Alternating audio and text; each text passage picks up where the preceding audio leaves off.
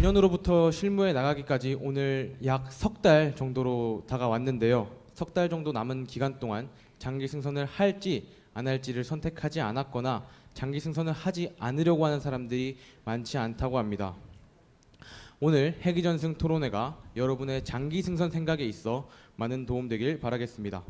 토론에 앞서 청년 해기사들이 장기 승선을 하지 못하는 고충에 대해 후보님들께 해사인이 말합니다.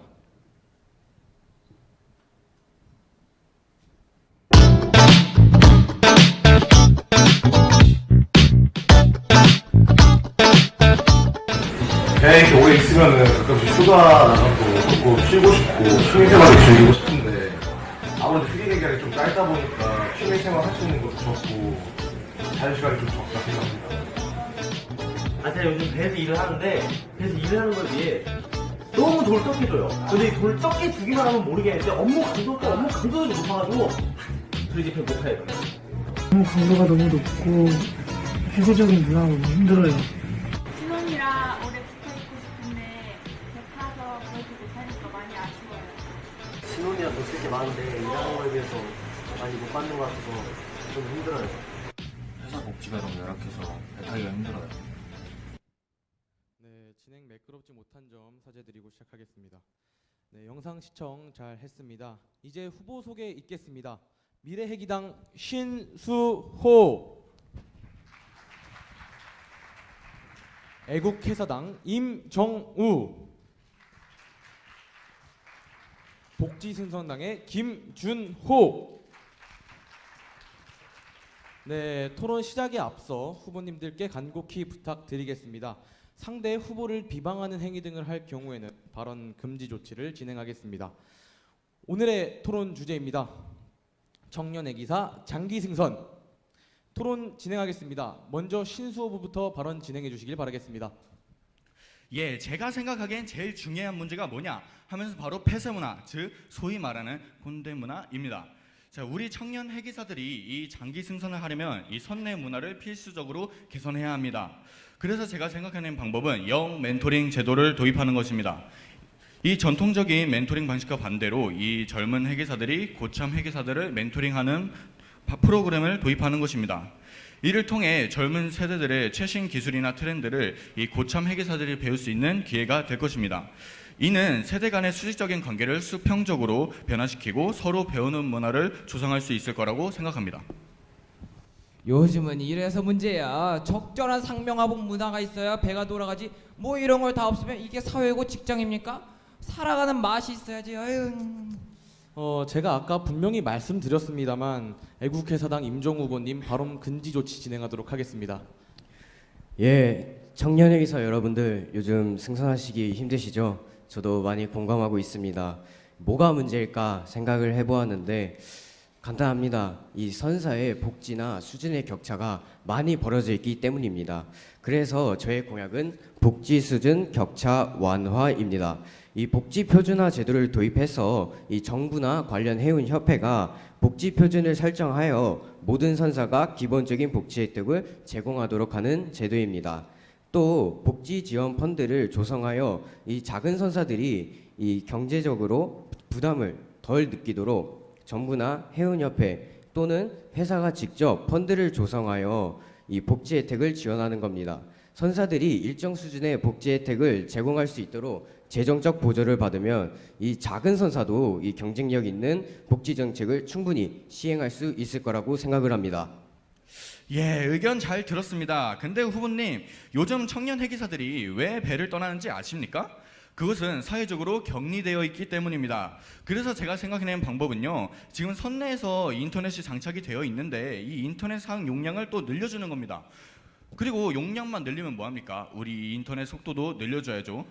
그리고 또 다른 한 가지는 이 통신비를 저희가 매달 내지 않습니까?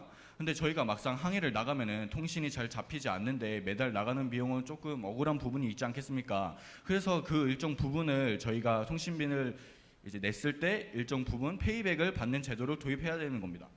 네, 임정우 후보님도 다시 발언 시작해 주시길 바라겠습니다. 후보님들, 지금 그게 문제가 아니죠. 우리 대한민국은 아직 전쟁 중인 휴전국입니다. 비상시에 우리나라의 해운 물류를 책임질 청년 해기사들이 떠난다는 것은 곧 안보의 공백입니다.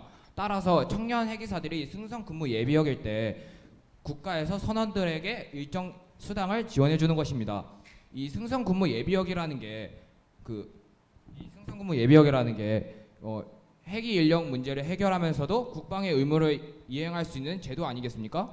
그럼 이런 제도가 있으면은 선원들도 군인들처럼 이 국가의 수당을 받거나 여러 혜택을 받을 수 있는 권한이 있다고 생각합니다. 또 다른 의견으로는 또 그 선원금융복지 카드를 만들어 발급하는 것입니다. 이 선원금융복지 카드란 이 선원 수첩을 카드화하여 신분증명 용도로 사용할 수 있고 또 그 해양수산부가 여러 은행과 협업하여 여러 그 복지를 하거나 이 카드에 월급이 들어오고 이거를 일상생활에 사용할 수 있는 기능을 추가하는 것입니다. 이렇게 함으로써 그 여러 선원들이 좀 더 편안한 생활을 할 수 있다고 생각합니다. 예, 후보님들, 근데 우리 청년회 기사들은 뭐 계속 해상에서만 근무를 해야 되나요? 어떻게 생각하십니까, 후보님들? 저라면 그렇게 못해요. 우리 해기사들의 피치 못할 개인 사정도 있고 이 승선으로 인해서 단조로운 업무가 반복이 된다면 이 번아웃이 크게 올 수도 있습니다. 또 결혼 초기에 내 배우자를 내두고 배를 탄다? 되게 어려울 것 같습니다. 그래서 저는 결혼 생활 초기에 자리를 잡을 수 있도록 이 육상 근무와 해상 근무의 순환 제도를 도입하는 것입니다. 그러면 결혼 생활 초기에 자리를 잡을 수 있고 이 해기사가 오랜 기간 이 선상에서 근무를 하면 고립감과 스트레스가 커질 수 있는데 이거를 육상 근무로 병행을 하면 이러한 심리적 부담을 줄일 수 있습니다. 이 육상 근무를 통해 사회와의 접촉을 유지하고 이 가족과의 시간을 보내는 기회가 주어지기 때문에 이 해기사라는 직업에서 오는 스트레스에서 벗어나 이 재충전할 수 있는 기회가 될 것입니다. 또 육상으로 와서 자기 개발을 하거나 번아웃을 방지해 청년 해기사들이 좀 더 꾸준히 승선 생활을 이어나갈 수 있도록 동기부여를 강화하는 계기가 될 것입니다. 네, 후보님들의 의견 대단히 잘 들었습니다. 이제 후보님들의 마지막 발언도 한번 들어보도록 하겠습니다. 신수 후보부터 발언 진행해 주시기 바라겠습니다. 존경하는 미래 청년 여러분, 지금은 위기입니다. 이 위기를 극복하려면 기존의 뿌리를 뽑아야 합니다. 선내문화 개선과 통신비 지원 무조건 해내야 합니다. 네, 이어서 임종우 후보님도 발언 진행해 주시기 바라겠습니다. 네, 현재 우리가 처해 있는 상황은 안보의 공백으로도 이어질 수 있는 중대한 사안입니다. 해기사들을 대우하고 존중해 주는 것만이 지금 우리가 처한 상황을 해결할 수 있는 길이라고 생각합니다. 네, 마지막으로 김준호 후보님도 발언 진행해 주시기 바라겠습니다. 여러분들 잘 들으셨나요? 저와 여러 후보들의 생각이 우리가 앞으로 겪게 될 머지않은 해운의 미래를 바꾸어 나갔으면 좋겠습니다. 반드시 선내 복지 격차를 완화하고 선상 육상 근무자를 순환을 반드시 이루어 앞으로 우리가 몸담을 해운업의 미래의 원동력을 다시 되찾아갑시다. 감사합니다. 네, 새 후보님들의 마지막 발언까지 모두 들어봤습니다. 여러분들은 어떻게 보셨습니까? 다소 짧은 토론이기는 했습니다만 우리 해운업계가 겪고 있는 문제 해결 방안이 모두 나왔지 않나 싶습니다. 바다는 결코 쉬운 길을 허락하지 않을 것입니다. 또한 우리는 그 허락되지 않은 파도를 항해해야 할 것입니다. 바다 위에서의 시간은 결코 쉽지 않겠지만은 여러분들의 용기가 해운업의 미래를 밝히고 있습니다. 청년 해기사들의 모든 여정이 안전하고 뜻깊은 항해가 되길 기원하며 2024 제1회 해기전승 토론회 모두 마치겠습니다. 감사합니다.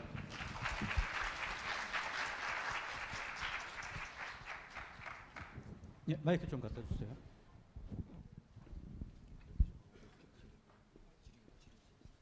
마이크 준비 안 됐나요?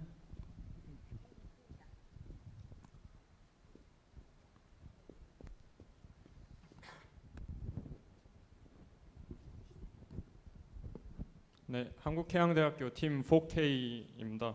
일단 후보님들 말씀 잘 들었습니다. 근데 영멘토링 제도에 대해서 질문이 하나 있는데 혹시 영멘토링 제도를 실제로 선박에서 시행을 하게 된다면 그것을 전담할 선내 구성원은 혹시 어떻게 되는지 궁금하여 질문드립니다.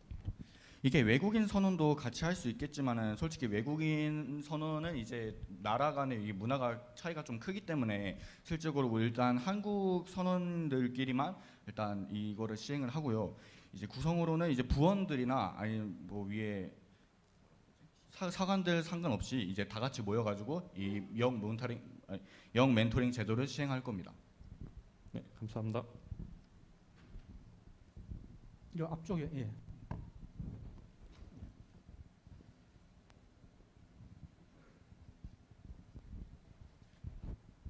네, 우선 발표 잘 들었습니다. 목포양대학교 한동주의 팀입니다.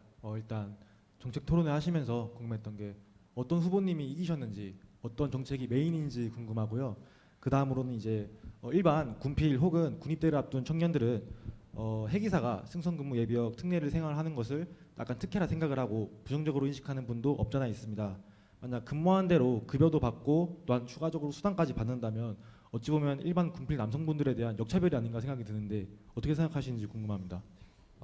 일단 저희는 아직 그 투표가 진행되지 않아서 누가 이겼는지에 대해서는 저희도 고민을 해봐야 될 것 같습니다. 질문해주신 내용을 잘 들었는데 이게 역차별이 될 수 있습니다만은 이 해운업이 이 국가와 이 전반적인 것에 대해서 우리 국가 아까 말씀도 드렸듯이 전쟁과 뭐 그런 것에 대해서 많이 엮여 있다고 생각을 합니다. 그래서 이 선원들이 국가를 복무를 하고 있을 때 이 해기사라는 직업에 대해서도 이렇게 일을 하고 있다고 생각을 할 수도 있는데 이 전쟁이 나면은 우리가 일선에 투입이 돼서 이 해군과 동등한 대우로 이 우리나라의 해운업을 책임을 져야 합니다. 그렇기 때문에 이 일정 수당을 지급하는 것이 이 역차별일 수도 있지만은 이 선원들에게 격려하는 차원에서 주는 거를 저희가 이렇게 말을 하고 싶었습니다. 네. 맨 뒤쪽에 예. 네, 그 맨 처음에 부산의 사고 사역진 팀 질문 있습니다. 맨 처음에 영상에서는 그 돈 급여에 관한 문제가 많이 나왔었는데 이렇게 그 대안에 대해 토론하실 때는 급여 문제에 관한 내용이 없어서 그런데 혹시 이 문제는 어떻게 해결하실 계획이십니까? 그런 부분에 대해서 짚어주신 거 감사합니다. 어떻게 보면 급여를 이 복지 수준에서 같이 논할 수 있다고 생각을 하는데요. 솔직히 급여 부분에서보다 실질적으로 우리가 일을 했을 때 충분히 와닿을 수 있는 거는 그 현장에서의 복지, 그다음에 현장에서 우리가 어떻게 일을 하는지에 대해서 먼저 깨닫는 것이기 때문에 복지를 최우선적으로 해결을 해야만이 뭐 해기사 인식이라든지 아니면은 뭐 해기사 급여를 나중에 올리는 것에 대해서 얘기를 할 수 있다고 생각을 하고 있습니다.